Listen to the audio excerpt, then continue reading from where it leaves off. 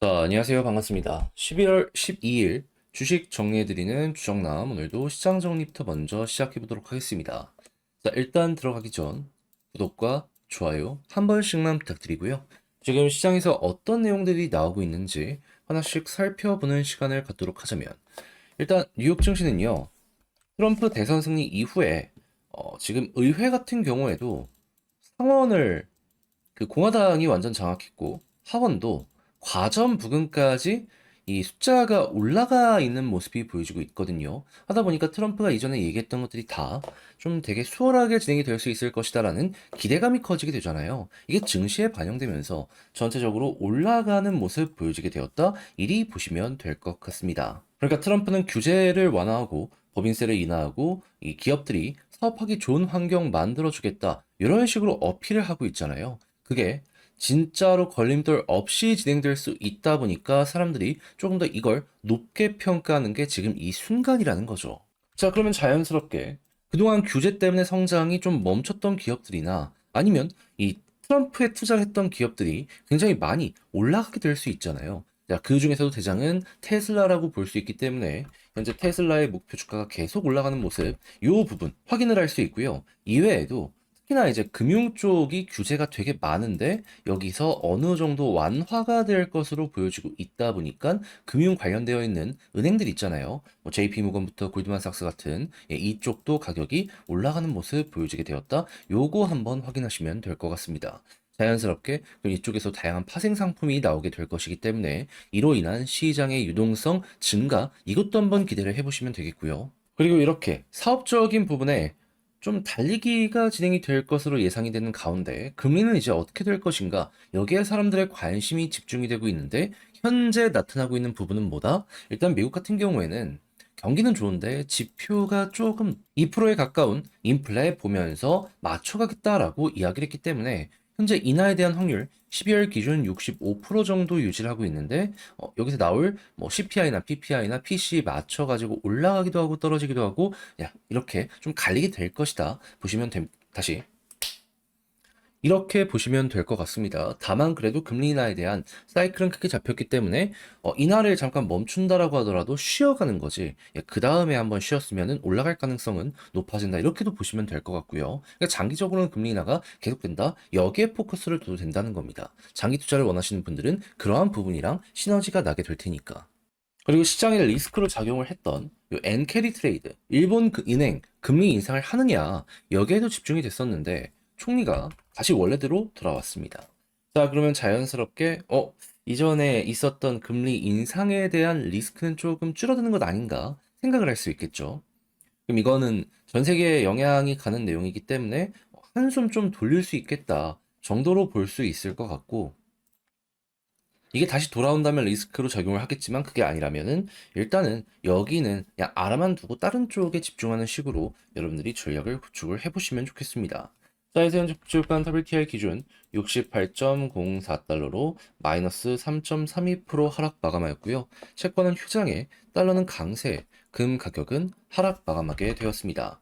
자, 그럼 이외에 보면 좋을 부분이 뭐가 있는지를 살펴보도록 하면, 일단 트럼프, 미국은 좋겠지만 그 이외의 국가에는 리스크가 커진단 말이에요. 관세를 올리겠다. 계속해서 얘기하는 만큼 진짜로 진행이 될 가능성이 높을 텐데, 일단 미국에 공장이 없는 뭐 여러 가지 섹터는 여기에 치명적으로 영향을 받을 수밖에 없단 말이에요. 하지만 그럼에도 불구하고 잘 되는 쪽은 계속 잘 될 수밖에 없습니다. 대표적으로 우리가 봐야 되는 부분은 어디다? 일단 AI. AI는 오히려 관세 맞아가지고 더 비싸지잖아요. 그래도 팔릴 겁니다. 투자를 안 할 수는 없거든요. 그래서 지금 SK가 앞서가고 있는 가운데 삼성 어떻게든 따라가겠다 이런 식으로 얘기하는 거 확인할 수 있고요. 추가적으로 지금 갤럭시 폴드 같은 경우에도 펜 에디션, SE, 스페셜 에디션 막 이런 것들 만들면서 지금 시중에 뿌리는 모습이 보여지고 있는데 실적이 굉장히 좋은 모습이 보여지고 있다라고 하고 있기 때문에 폴드가 이전에 좀 안 팔렸다? 그렇다라고 하더라도 이건 진짜 여력이 있는 이러한 제품군이구나. 다시 한번 생각을 하시면서 접근을 해보면 괜찮을 것 같습니다. 당연히 이런 제품들이 많이 팔리면 팔릴수록 자연스럽게 디스플레이에 대한 기대감도 커지게 될 수밖에 없겠죠. 게다가 애플 같은 경우에도 판매량이 증가하는 모습이 보여지고 있잖아요. 우리 입장에선 나쁘게 볼 게 단 하나도 없다는 겁니다. 다만 이런 쪽에 직접적으로 영향을 못 받는 디스플레이 쪽들 같은 경우에는 우리가 봐야 되는 게 뭐다? 만들어도 팔 데가 없어서 실적이 안 나올 수 있다. 확실한 판매처가 있는 디스플레이 쪽 위주로 한번 보시면 될 것 같습니다. 자, 그리고 미국 같은 경우에 한국의 조선업계에 러브콜을 계속해서 날리고 있죠. 자, 그래가지고 이쪽은 그냥 몇 년 동안은 계속 좋을 수밖에 없다. 이거 감안하시면서 보시면 되고요. 그리고 방산 쪽들 같은 경우에도 지금이 전성기다라는 모습이 보여지고 있는 상황이기 때문에 단순 항공 쪽뿐만 아니라 이 전차 쪽들까지도 글로벌의 투자가 늘어나게 된다면 결국 우리가 여기에 집중적인 수혜를 받을 가능성이 높아지게 된다. 감안을 하시면서 살펴보시면 좋을 것 같습니다. 우리나라가 되게 포지션을 잘 잡았어요. 성능적으로 괜찮은데 가격적으로 가성비다. 게다가 우리는 공장까지 깔아주잖아요. 그런 데가 많이 없다라는 걸 여러분들이 꼭 요것도 감안을 하시면서 보시면 좋을 것 같네요. 자, 그리고 토큰 증권에 대한 이야기들이 다시 한번 떠오르는 모습이 보여지고 있는데 여기에 연동되는 STO나 스테이블 코인 같은 경우에도 규제 공백 관련된 이야기가 들리고 있어서 제도권화가 되기 위한 속도가 붙고 있다라는 거 생각을 하시면 되고요.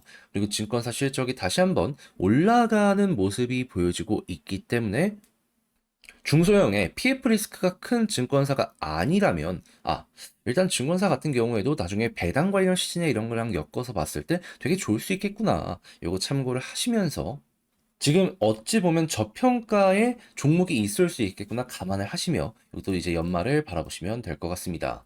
자, 그리고 지금 이 한국 쪽에 관광객이 되게 많이 들어오고 있어요. 자, 그러다 보니까는 호텔이 팔릴까? 라는 의견이 있었는데 되게 잘 팔리고 있다라고 해요. 단순하게 부동산 개발을 위해서가 아니라 호텔 운영을 위한 매매가 많이 보여지고 있다라고 하거든요. 이러한 부분은 면세점부터 시작을 해가지고 뭐 화장품부터 카지노 이런 쪽들까지 정비례로 성장할 가능성이 높기 때문에 항공업계와 함께 이 관련 부분들 같은 경우에도 여러분들이 잘 한번 보시고 수급 들어오는 섹터가 있다? 야, 그쪽 이제 시작일 수 있겠구나. 이제 시작일 수 있겠구나. 이것도 이제 한번 여러분들 관심 종목으로 가지고 가보셨으면 좋지 않을까 싶습니다. 자, 그리고 마지막으로 지금 AI가 발전을 하면서 로봇이나 여러 가지 부분이 굉장히 성장을 하고 있는데 이거는 자율주행 역시 마찬가지거든요. 우리 생각 이상의 성장이 여기에서 만들어질 수도 있기 때문에 야, 이거 잘 하면은 뭐 현대 같은 것부터 시작을 해가지고 또 하나의 시장이 또 올라오게 될 수 있겠구나. 이 역시 보시면서 이 메이저 옆에 있는 사이드도 계속 많이 올라갈 수 있다는 걸 감안을 하며 이거 역시 여러분들이 관심을 좀 가져보면 될 것 같습니다. 자, 이렇게 해서 오늘도 시장 정리 한번 해봤는데 어떻게 도움이 되었을지 모르겠습니다.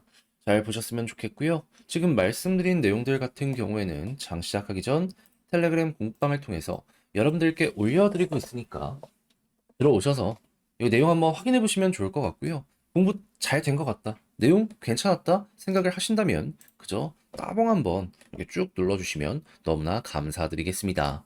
자, 그러면 개별 종목 살펴보도록 할게요. 지고 이제 곧 계약 체결하냐? 이러한 부분이죠. 그리고 일정을 보면 어제부터 시작해서 22일 방안에서 현장 실사를 진행할 것이다 라고 이야기를 했기 때문에 지금 가장 활발한 협상이 진행이 되고 있는 순간이구나. 우리가 이걸 얼추 알 수 있을 것 같습니다. 그럼 자연스럽게 기대할 수 있는 부분 이제 곧 있으면 언론을 통해서 이에 대한 이야기들이 차근차근 새어나오지 않겠습니까? 그러면 기대감으로 인한 한 번 정도 올라가는 모습이 여기에서 만들어지게 될 것이다라는 거 알아두시면 될 것 같고요. 이게 만약에 잘 해결되는 모습이 보여지게 된다면 그러면 이제 예고가 되었던 이 폴란드부터 시작을 해가지고 이제 앞으로 계속 진행될 뭐 루마니아나 이런 데에 이 원전 관련 계약에 우리가 어느 정도 유리한 자리를 통해서 치고 나갈 가능성이 높아지게 될 것이라 이거 기대해 보시면 좋을 것 같습니다. 그러니까 대형 원전 유럽 쪽은 우리가 많은 부분을 먹을 가능성이 높아지게 될 것이라 이리 생각을 할 수가 있다는 것이죠. 그리고 이 안에서도 가장 비싸다라고 볼 수 있는 주기기를 두산이 독점 납품하기 때문에 영업 마진도 가장 상당할 것이고요. 그리고 이 완성되는 원전 액수를 보면 수십 조는 우습기 때문에 이런 거 한두 개가 진짜 회사에 몇십 년을 먹여 살릴 수도 있게 될 것이다. 그래서 유지 가능성적인 부분에 과거와는 완전히 다른 상황이 펼쳐질 수 있다라는 것도 여기서 한번 꾹 여러분들 지켜보시면 아주 좋을 것 같습니다. 만들어 놓으면 또 유지 관리 관련해가지고도 돈이 들어오게 될 거 아닙니까? 몇 년 AS라고 한다고 하더라도. 그런 것 자체가 회사의 체급을 키우는데 큰 도움을 줄 수가 있게 된다라는 거죠. 그리고 대형 원전에서 만든 신뢰도는 보다 소형 원전으로까지 이어지게 될 것이고, 여기서도 굉장히 큰 실적이 미국과 영국 이런 데서 만들어지게 되는 거 생각을 할 수 있을 것이고요. 그래서 위탁 생산만 하더라도 일거리는 끊이지 않을 것이기에 여기에서 끝나는 게 아니라 이게 이제 만들어낼 그 다음 뉴스들도 꼭 예상을 하면서 맞춰가시면 좋겠습니다. 근데 두산에는 원전만 있는 게 아니죠. 지금 추가적으로 어떤 소식이 들려오고 있다? 가스터빈. 이제 작년도였죠. 다시 올해였죠. 이제 첫 번째 제품이 출하가 되고 어느 정도 가동이 원활하게 되면서 검증까지 되는 모습이 보여지게 되었는데, 지금 서비스 쪽으로도 진출한다는 얘기가 들려오고 있거든요. 계속 해외 걸 쓰다가 AS나 이런 부분에 있어서 애로사항이 되게 컸었는데, 그걸 이제 두산이 합리적인 가격으로 해주겠다, 이런 식으로 지금 어필을 하고 있다라는 겁니다. 애초에 두산이 가스터빈 왜 만들었는지 아십니까? 관련 시장이 굉장히 큰 것도 있었겠지만, 이미 우리나라는 해외 주요 업체들의 안방이었거든요. 근데 얘네들이 너무 자기들이 유리한 상황인 걸 아니까 이 가스터빈이라고 해가지고 AS가 완전히 필요 없거나 그러진 않을 거 아닙니까? 그러니까 막 고치고 막 해야 되는데, 근데 이거 좀 고쳐달라고 하는데 비싸기도 비싼데 막 일정을 한 달, 두 달 미뤄가지고 나중에 오는 거예요. 그러면 요 터빈은 그동안 어떻게 될까요? 올스톱 멈춰 있는 거예요. 그러니까 너무 얘네 배짱 장사한다, 우리가 직접 하자, 원전을 만드는데 가스터빈 못 만들겠냐, 기술력 있다, 두산이 이런 식으로 가버리게 된 거죠. 그러면 이제 앞으로 합리적인 가격으로 한국 쪽에서 계속 이걸 점유율을 높여나가게 된다면 이것만 하더라도 매출이 굉장히 클 가능성이 높다라고 생각할 수 있겠죠. 근데 이 가격을 통해서 해외도 뚫게 된다면 우리나라가 방산 쪽의 점유율을 높였던 것처럼 가스터빈에서도 유의미한 결과물을 좀 창출해낼 가능성이 있기 때문에 요거는 기대감을 가지면서 또 하나의 미래 먹거리로 바라보면 되게 좋을 것 같습니다. 그리고 가스터빈을 만들면 그 다음은 수소터빈이기 때문에 이에 따른 또 미래 기술력 확보도 예상을 해보시면 좋을 것 같고요. 근데 이제 몇몇 분들은 두산이 만들었으니까 다른 기업도 이거 만들 수 있는 것 아니냐 하실 수 있는데, 가능성이 아예 없는 건 아닙니다. 열려 있긴 해요. 하지만 두산이 전 세계에서 딱 5번째로 이걸 완성한 기업입니다. 수십 년간의 소재공학의 정수가 쌓여있기 때문에 가능했던 건데, 이제 막 시작하는 기업이 그 수십 년을 한 번에 올라올 수 있을까요? 두산이 원전 주기기 독점 공급을 하는 것처럼 이쪽도 그렇게 될 수가 있기 때문에요. 또 여기서 지금 항공엔진 만든다 막 얘기하고 있잖아요. 파생될 수 있는 것까지 한국 쪽 거는 웬만하면 두산이 다 먹을 가능성이 생기게 된다. 이를 참고해 보시면 아주 좋겠습니다. 당연히 그런 부분은 약간 독점적인 성격이 주가에 반영이 될 수 있는 것도 감안을 하시면 되겠고요. 했을 때 이제 수급과 차트를 한번 살펴보도록 하면, 제가 계속 강조드리는 게 뭐죠? 외국인 수급이 중요하다. 기관사면 어느 정도 바닥은 잡힐 겁니다. 근데 올라가기 위해서는 외국인이 필요해요. 근데 아직까지는 조금 아쉽죠. 하지만 이전에 매수해놨던 게 훨씬 더 많기 때문에 걱정하지 말고 돌아온다면 그때부터가 시작이 되겠구나, 이렇게 보시면 되고요. 21선 위에 있는 게 베스트긴 한데 설령 떨어진다라고 하더라도 그냥 이 위에 있으면 걱정하지 말고 조금 더 끌고 가보는 거 괜찮을 것 같고요. 그런 상황에서 이제 올라갔을 때 볼린저 상단을 돌파하게 된다면 이때부터가 본격적인 발산의 시작 구간이다라고 보시면 되겠습니다. 물론 올라가자마자 이탈을 하면 여기선 조금 조정이 나올 수 있다는 건 생각을 해야 돼요. 하지만 그럼에도 불구하고 요거 나오면 단기적으로 한번 더 꿈틀할 수 있기 때문에 나왔으면 좋겠네요.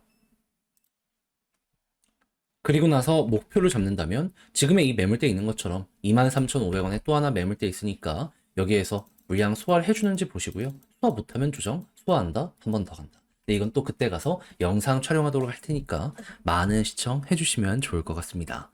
자, 그러면 이렇게 말씀드렸던 걸 이제 글로 쓰면서 총정리하며 영상 마무리 짓도록 하면요. 원전 너무 좋고 이제 일정 오고 있는데 가스터빈까지 완벽한 상황이다.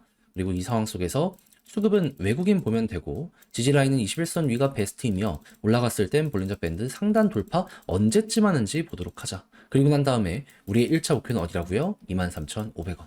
자, 이렇게 해서 에너빌리티 마치도록 하고 제가 말씀드린 부분이 여러분들께 도움이 되었길 바라며 전 다음에 더 좋은 영상으로 다시 인사드리겠습니다. 마지막으로 구독과 좋아요 한 번씩만 눌러주시면 감사드리겠습니다.